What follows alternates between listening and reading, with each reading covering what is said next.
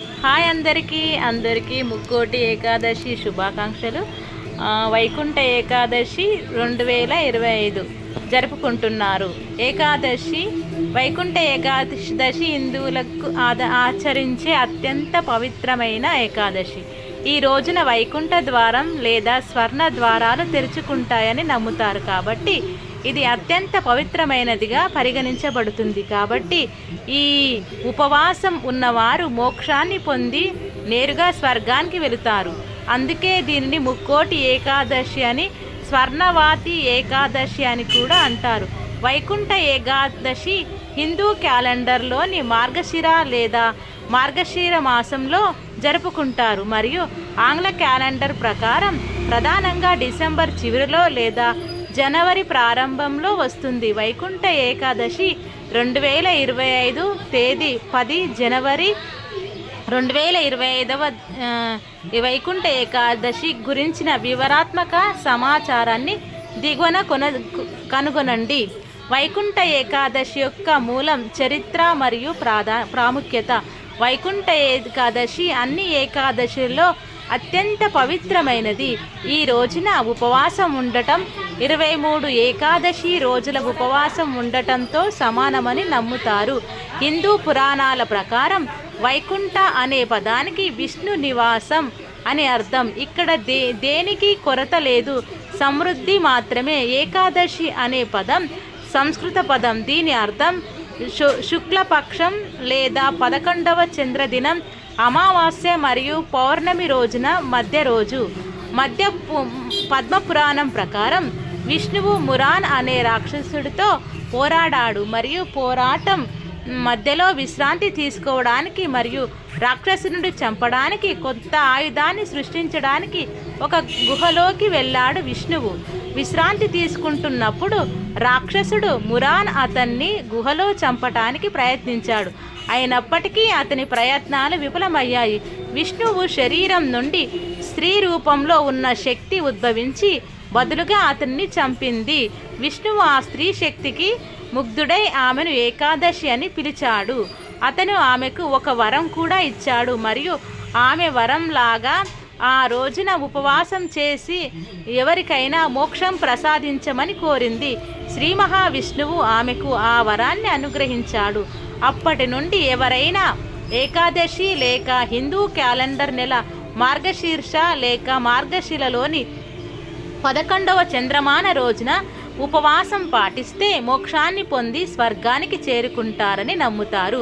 ఆ రోజు నుండి హిందువులు, ముఖ్యంగా వైష్ణవులు, విష్ణువు యొక్క నివాసం లేదా స్వర్గానికి చేరుకోవడానికి ఈ రోజు ఉపవాసం పాటిస్తారు. విష్ణువు యొక్క నివాసం లేదా వైకుంఠ ద్వారం బయటి వ్యక్తులకు సంవత్సరం పొడవునా మూసివేయబడుతుంది. వైకుంఠ ఏకాదశి నాడు మాత్రమే వైకుంఠ ద్వార లేదా వైకుంఠ ద్వారం అందరికీ తెరిచి ఉంటుంది. కాబట్టి గంభీరంగా వారు వైకుంఠ ఏకాదశి రోజున ఉపవాసం ఉండటం ద్వారా యమ లేదా మృత్యు దేవతలతో ఎదురు కాకుండా అక్కడికి వైకుంఠ ద్వారం చేరుకుంటారని వారు భావిస్తారు. మురాన్ అనే రాక్షసుడు బియ్యం గింజల్లో ఉంటాడని నమ్ముతున్నందుకు హిందువులు కూడా ఏకాదశి నాడు అన్నం తినరు. వైకుంఠ చరిత్రకు సంబంధించిన మరో పురాణం ఏమిటంటే, ఈ రోజున సాగర మదనం జరిగింది. ఈ సాగర మదనం సమయంలో దేవతల మధ్య పంచిపెట్టబడిన క్షీరసాగరం నుండి దైవిక అమృతం ఉద్భవించింది. కాబట్టి ఈ పవిత్రమైన రోజున మరణించిన వ్యక్తులు జీవిత మరియు మరణ చక్రం నుండి విముక్తి పొంది స్వర్గం లేదా వైకుంఠానికి చేరుకుంటారని హిందూ భక్తులు నమ్ముతారు. ఈ పురాణానికి మద్దతుగా భీష్మ ఏకాదశి చనిపోయే వరకు వేచి ఉన్న మహాభారత కథ కొన్ని ప్రదేశాలలో ఈ కారణంగా దీన్ని భీష్మ ఏకాదశి అని కూడా పిలుస్తారు. వైకుంఠ ఏకాదశి ఎప్పుడు జరుపుకుంటారు? వైకుంఠ ఏకాదశిని ప్రతి సంవత్సరం శుక్లపక్షం లేదా హిందూ క్యాలెండర్లోని మార్గశిర లేదా మార్గశిర మాసంలోని 11వ చంద్ర రోజున జరుపుకుంటారు. ఉదాహరణకు జనవరి 10, 2025 వైకుంఠ ఏకాదశి 2025 తేదీ. వైకుంఠ ఏకాదశిని ఎలా జరుపుకుంటారు మరియు ఎక్కడికి వెళ్ళాలి? భారతదేశం అంతటా వైకుంఠ ఏకాదశిని వైష్ణవ దేవాలయాలు లేదా విష్ణు దేవాలయాల్లో ఎంతో ఉత్సాహంతో మరియు భక్తితో జరుపుకుంటారు. భక్తులు శ్రీ మహావిష్ణువును ప్రార్థించి తులసి ఆకులతో పూజించి ప్రసాదం, పండ్లు మరియు స్వీట్లను సమర్పిస్తారు. వారి రోజంతా ఉపవాసం ఉంటారు మరియు విష్ణు పురాణం, శ్రీ విష్ణు సహస్రనామం మరియు నారాయణ కవచం పఠిస్తారు. భక్తులు భజనలు పాడుతూ రాత్రిపూట మేల్కొని విష్ణు కథలను వింటారు. వారు విష్ణు దేవాలయాలను కూడా సందర్శిస్తారు మరియు బ్రాహ్మణులకు లేదా అర్హులైన వ్యక్తికి భగవద్గీతను అందిస్తారు.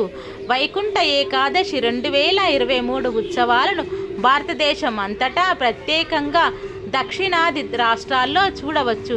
శ్రీరంగం మరియు తిరుపతి ఆలయ వేడుకలు ప్రధానంగా వైకుంఠ ఏకాదశి వేడుకలకు ప్రసిద్ధి చెందాయి.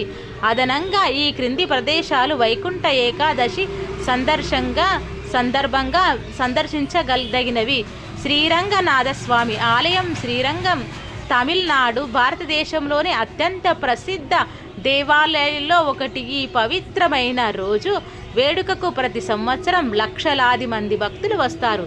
అదనంగా నమ్మోర్ మాల్ అని పిలువబడే మాంద్యం దేవతను విలువైన రాళ్లతో అలంకరిస్తారు.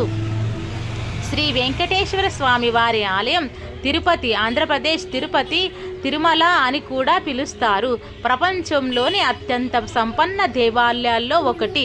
తిరుమలలో వైకుంఠ ఏకాదశి వేడుకలు ప్రపంచవ్యాప్తంగా ప్రసిద్ధి చెందాయి మరియు దీనిని జరుపుకోవడానికి చాలామంది భక్తులు వస్తారు. సీతారామచంద్ర స్వామి ఆలయం భద్రాచలం, ఆంధ్రప్రదేశ్ ఈ రోజున వైకుంఠంలో జరుపుకుంటారు. ఈ రోజున రాముడు మరియు లక్ష్మణ విగ్రహాలను ఊరేగింపుగా బయటకు తీస్తారు.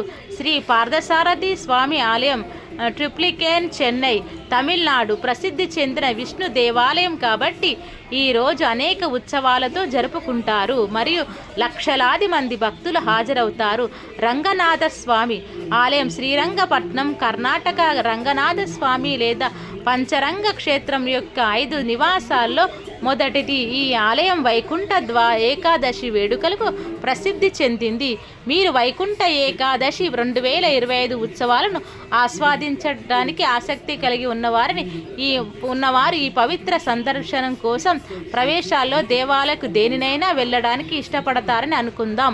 అలాంటప్పుడు మీరు తప్పకుండా దేవాలయానికి వెళ్ళి ఆ శ్రీ మహావిష్ణువుని వైకుంఠ ఏకాదశి రోజు మనస్ఫూర్తిగా దర్శించుకొని మీ మనసులోని కోరికలను చెప్పుకొని మీకు అంతా శుభమే జరగాలని కోరుకుంటూ ఈ రోజుకి వైకుంఠ ఏకాదశికి సంబంధించిన విషయాన్ని పూర్తి చేయడం జరుగుతుంది. అందరికీ శుభం కలగాలని మనస్ఫూర్తిగా కోరుకుంటూ